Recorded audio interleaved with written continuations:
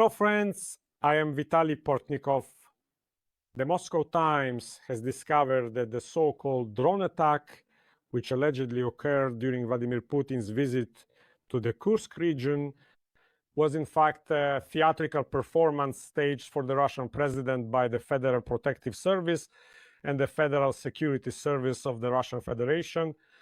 Officials told journalists that, according to their statements, there was no real or significant danger posed to the Russian president at any point during his recent trip to the Kursk region. And no one would have allowed a situation in which the helicopter carrying the president of the Russian Federation would actually come under enemy fire. The fact that most likely we are dealing with a staged event rather than a real incident is indicated by the fact that journalists from the so-called Kremlin pool, who usually accompany Putin during his trips and official ceremonies, were not invited to the trip to the Kursk region, which would seem to be a very important event, especially considering that until recently Ukrainian troops were present in large parts of this region. Even Andrei Kolesnikov, the journalist from Kommersant who is closest to the Russian president and who reported on the drone attack on the aircraft that is on the helicopter of the president of the Russian Federation, diplomatically stated in his report that he saw the drones only on video.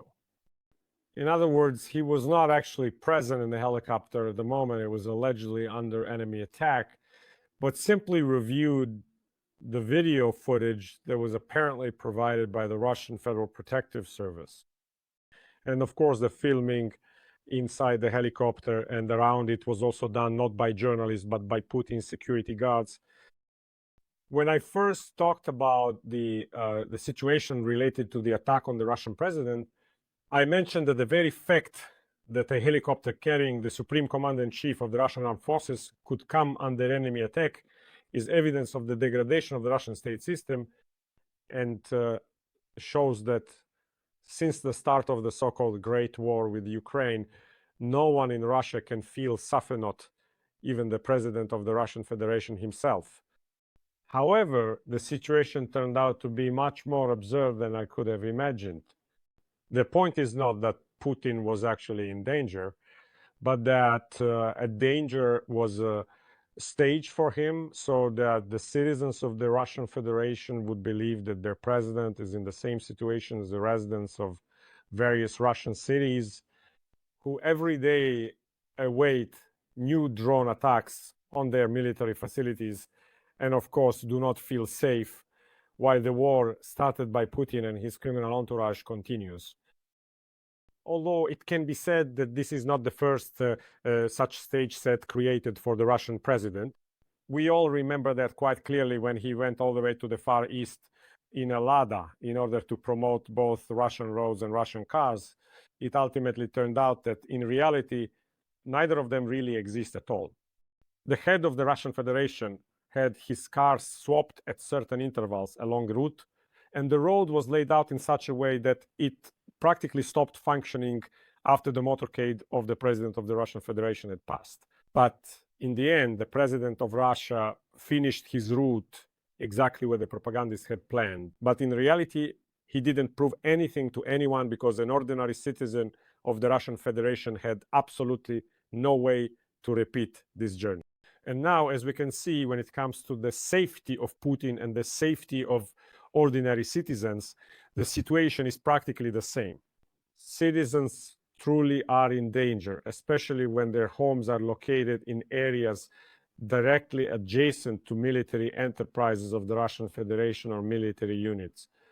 And their safety is not a performance at all, but rather one could say the fate of people living in the territory of an aggressive country waging a criminal war. Meanwhile, nothing threatens the president of the Russian Federation. He enjoys his safety just as he enjoys the war he has orchestrated against Ukraine. He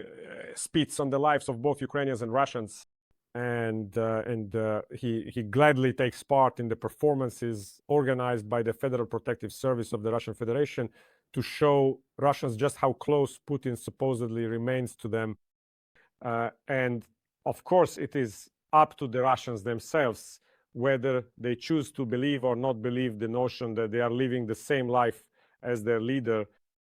On the other hand, I do not rule out the possibility that the attack may indeed have taken place and that the Federal Protective Service of the Russian Federation preferred to spread information about the staged event rather than admit to their own criminal negligence. This is exactly the kind of situation where it's better to say it was a staged performance meant to show how close the president of the Russian Federation is to his people, rather than openly admit the Russian security system isn't working, and even the president's helicopter can end up in the line of fire from Ukrainian drones. And as we understand, both of these situations are bad for the Russian political leadership.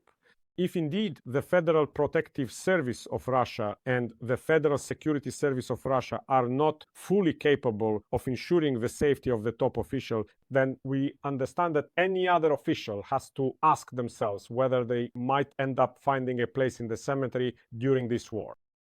If in fact there was no attack at all and the information that we were dealing with a theatrical performance is true, this speaks even more to the degradation of the Russian state, which has turned into a propaganda machine that works not so much for results as for proving just how much of a people's president Putin continues to be, while at the same time few people in Russia actually believe in this supposed connection between the Russian leader and his fellow citizens. The number of people who, for example, have watched stories about Putin's palace in Gelendzhik or other corrupt abuses by the president himself and his closest friends from the so-called Ozero cooperative, or by security officials from the Federal Security Service of the Russian Federation, indicates that Russians are well aware their country is currently led by a corrupt group, literally robbing the state, and that wars only strengthen their influence and ability to plunder not only the territory of the Russian Federation, but also regions of Ukraine occupied by the Russian army. And not only Ukraine, but are Russians capable of drawing the conclusion that they are merely spectators at a theatrical performance during which their pockets are being emptied as well? This is a philosophical question. Thank you, friends. Stay on this channel, subscribe, follow me on social media, Patreon, Buy Me a Coffee, Donatella, which support these resources or use YouTube sponsorship. Wishing you victory and peace. Good luck.